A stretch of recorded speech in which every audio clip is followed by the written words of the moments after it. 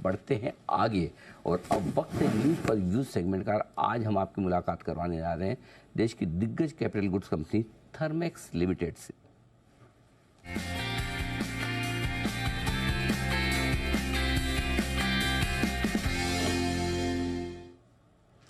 Thermax limited Pune में है headquarter. इस कंपनी का industrial products, infra, green solution और केमिकल सेक्टर में करती है कंपनी कामकाज। कंपनी के पास 14 मैन्युफैक्चरिंग प्लांट हैं, देश में 10 और विदेश में 4।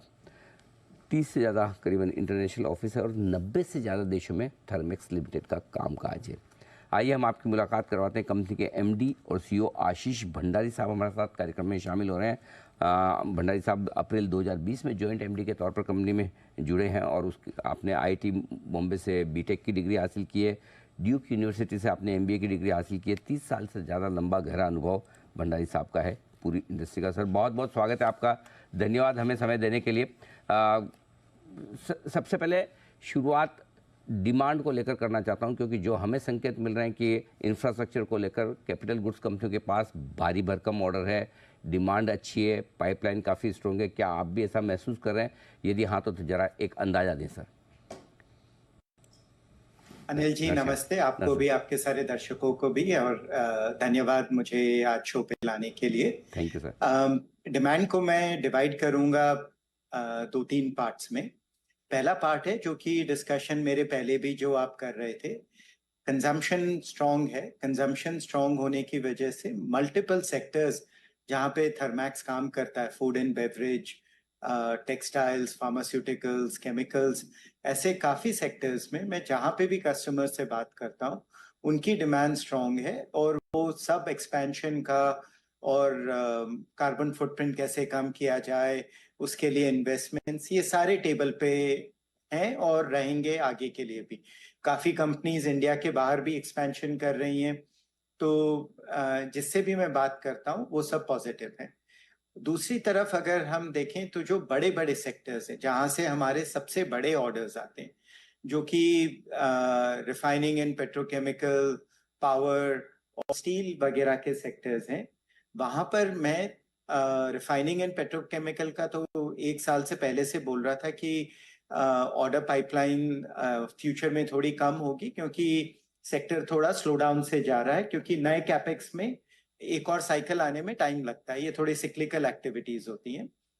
पावर, जो कि मैं पहले कहता था कि इंडिया में कोल बेस्ड पावर का फ्यूचर पता नहीं कैसा होगा, अभी जैसा है उसकी पाइपलाइन बहुत स्ट्रांग है। ये ऑर्डर्स अभी तक आए नहीं है, पर जो एक्टिविटी है इंडस्ट्री में और जो एक्सपेक्टेशन है गवर्नमेंट का कि थर्मल प्रोजेक्ट्स को वापस करना है, वो बहुत ही स्ट्रांग है। और आगे के एक जो साल है उसमें यहाँ पे काफी इंटरेस्टिंग एक्टिविटी हो सकती है। उसका बीच का एक एरिया है जहाँ पे एथेनॉल और बायोफ्यूल्स वगैरह, जहाँ पे हमारी काफी एक्टिविटी रही है, वहां पे अभी इलेक्शन टाइम में थोड़ी सी के को रिलेटेड थोड़ा सा स्लो डाउन है। सो एज अ स्पेक्ट्रम तीनों चीजों को अगर मैं देखूं, overall very positive. Short term थोड़े मूवमेंट्स हैं विच इज टेम्पररी मेरे ओपिनियन में, long term very bullish. Okay, short term और लॉन्ग टर्म दोनों ही अच्छी मजबूत आउटलुक नज़र आ रही है। सर आपने हाल ही में रोड शोज में कहा भी है कि जो ईस्टर्न स्पेस में, जो ईस्टर्न रीजन में कमर्शियल स्केल हाई एश कोल गैसिफिकेशन प्रोजेक्ट जो आ रहा है, उसमें किस तरह की संभावनाएं थर्मेक्स के लिए बन सकती है? कितना बिजनेस वहाँ से आ सकता है, कुछ अंदाजा दे सकते हैं सर? देखिए, ये बहुत ही इंटरेस्टिंग प्रोजेक्ट है जो कि इंडिया की अपॉर्चुनिटी भी बाहर लाता है और इंडिया का चैलेंज भी। इंडिया कोल गैसिफिकेशन करना चाहता है क्योंकि लॉन्ग टर्म कोल को बाकी चीजों में यूज करने के लिए, पावर के अलावा, और पावर में भी अगर कोल को क्लीनर करना है तो कोल गैसिफिकेशन नेचुरल राउट है। और चाइना ने कोल गैसिफिकेशन पे बहुत सारे प्रोजेक्ट्स किए हैं। स्केल पे करने के लिए इन प्रोजेक्ट्स को जो कैपेक्स लगता है वो 5,000 से 10,000 करोड़ के करीब 2,000 टन पर दिन का कोयला जाना चाहिए। थर्मैक्स ने इंडियन हाई एश कोल पे टेक्नोलॉजी डेवलप की है, जो कि बहुत मुश्किल है। ये टेक्नोलॉजी ना वेस्ट में है ना चाइना और बाकी देशों में, क्योंकि इंडिया का हाई एश कोल थोड़ा यूनिक है। ये टेक्नोलॉजी हमारे छोटे प्लांट में, जो कि डेमो प्लांट है, बहुत अच्छा काम कर रही है। और गवर्नमेंट से भी सपोर्ट मिला है, बहुत अच्छा। गवर्नमेंट ने भी इसको बोला है ये इंडिया की बेस्ट टेक्नोलॉजी है कोल गैसिफिकेशन के लिए। पर इसको अब स्केल अप कैसा किया जाए उसमें क्लैरिटी नहीं है, बिकॉज स्केल अप करने के लिए जो साइज चाहिए वो थर्मैक्स टेक्नोलॉजी प्लेयर होते हुए इतने पैसे डाल नहीं सकता। तो कोई ना कोई गवर्नमेंट कंपनी के साथ सपोर्ट करके जो स्केल अप है वो करना पड़ेगा। ये कैसे होगा, इस पे वीएफ फंडिंग कैसे अप्लाई होगी, उसके लिए काफी गवर्नमेंट से डिस्कशंस हुए हैं। अगले 3 महीने में यहाँ पे काफी प्रोग्रेस होना चाहिए, क्योंकि गवर्नमेंट का पॉलिसी डॉक्यूमेंट वीजीएफ का आ चुका है बाहर। उसके अंतर्गत करीब 15-20 प्रोजेक्ट आगे जाएंगे, एक्सपेक्टेशन है। थर्मैक्स का उसमें भी प्रोजेक्ट कैसे अंदर आए उसी पे अब काम चल रहा है। मोस्ट लाइकली ये ईस्टर्न सेक्टर में ही होगा मेरे हिसाब से, ठीक सेंट्रल या ईस्टर्न सेक्टर में। ठीक बात है। तो ये एक बड़ा प्रोजेक्ट हो सकता है, बड़ा एक ट्रिगर पॉइंट भी हो सकता है ग्रोथ के लिए। वैसे ग्रोथ तो आपकी कंपनी की भंडारी साहब बड़ी ज़बरदस्त है। पिछले 2 साल के आंकड़े जो हैं उसके मुताबिक रेवेन्यू आपका डबल हो चुका है। 3 साल से या 4 साल से कंपनी की कमान आपके हाथ में है, मुनाफा 2 गुना से ज़्यादा हो चुका है। ये बताएं सर, वित्त वर्ष 2024 जो अब जल्द खत्म होने की तैयारी में ही है, इस साल किस तरह की ग्रोथ कंपनी की रेवेन्यू, प्रॉफिट और मार्जिन्स, EBITDA के हिसाब से रह सकती है? देखिए अभी लास्ट क्वार्टर बाकी है, 3 क्वार्टर की बात हो चुकी है, इसलिए मैं प्रॉफिटेबिलिटी और इन सब की बात अभी शॉर्ट टर्म में नहीं करूंगा। पर ट्रेंड आप देख ही रहे हैं। बस एक खाली मेरे को एंड अभी जो ओवरऑल इकोनॉमिक सिनेरियो भी है, कमोडिटी प्राइसेस स्टेबल हैं, इन्फ्लेशन कंट्रोल में है, डिमांड रीजनेबली स्ट्रांग है। सो इन दैट सेंस अच्छा पीरियड है अक्रॉस मल्टीपल पॉइंट्स। थर्मैक्स के लिए मुझे एक एरिया है जहाँ पे और चाहिए, जो कि लार्ज ऑर्डर्स, और ये जिन सेक्टर्स पे आते हैं वहाँ पे मोर डिसाइसिव कैपिटल एक्सपेंडिचर कस्टमर्स के थ्रू। तो ये है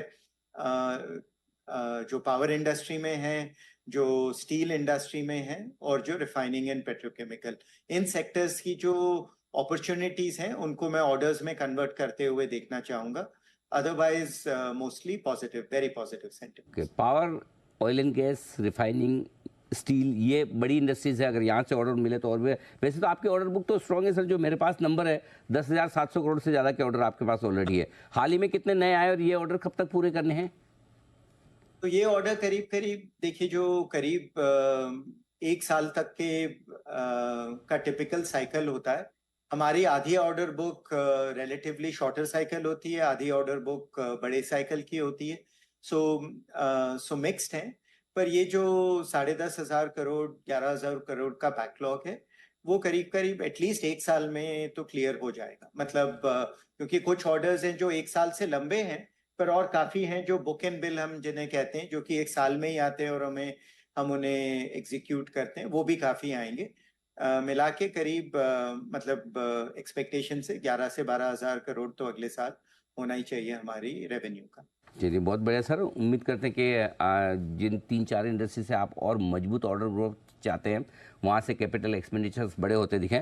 फिलहाल तो ऑर्डर बुक भी सॉलिड है और आपकी रेवेन्यू और मुनाफे की ग्रोथ भी बहुत मजबूत है। धन्यवाद भंडारी साहब, आपने समय दिया और साथ ही अपनी कंपनी के प्लान्स के बारे में और ऑर्डर बुक और बाकी आउटलुक के बारे में विस्तार से हमारे दर्शकों से बातचीत की। Thank you so much sir. नमस्ते, थैंक यू, धन्यवाद। आशीष भंडारी साहब बताते हुए थर्मैक्स के बारे में, वो बहुत ही गजब आउटलुक और मतलब ये तो तब है जब वो कह रहे हैं कि अभी वो स्टील, पावर और ऑयल गैस रिफाइनिंग कंपनी से और मजबूत ऑर्डर देखना चाहिए। उनके बगैर ये हाल है, सोचिए। तो सपोज अगर वहाँ से और कैपेक्स आने लगे तो कितना तो क्या हो सकता है? स्टील वगैरह में कैपेक्स इसलिए कमाए कि पहले जब वो थोड़े से एनपीए वाले इश्यूज जब हुए थे, बहुत सारी स्टील कंपनियों की बैलेंस शीट खराब हो गई थी, तो जो बंद हुई तो बड़ी कंपनी ने उनको खरीद लिया, तो अपने आप उनकी कैपेसिटी थोड़ी वहाँ से शिफ्ट हो गई। लेकिन अब वक्त आ रहा है कि धीरे धीरे शायद और नई कैपेसिटी आना शुरू हो। तो इस इंडस्ट्रीज में अगर आएगी तो कैपिटल गुड्स वाली कंपनी आप देखिए कहाँ एबीबी मजबूती से ट्रेड कर रहा है, कहाँ थर्मैक्स आप देखिए कब ये स्टॉक्स इतने महंगे वैल्यूएशंस पे ट्रेड करते थे, क्योंकि ग्रोथ बहुत ज़बरदस्त है।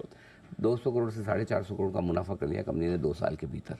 ये डबल से भी ज़्यादा। हाँ, ये डबल से ज़्यादा। और एलएनटी तो रोज नए ऑर्डर लेकर आ ही रहा है। कैपिटल गुड्स कंपनी में जबरदस्त ग्रोथ आपको दिखी। 22,000 के ऊपर निफ्टी फिर से आज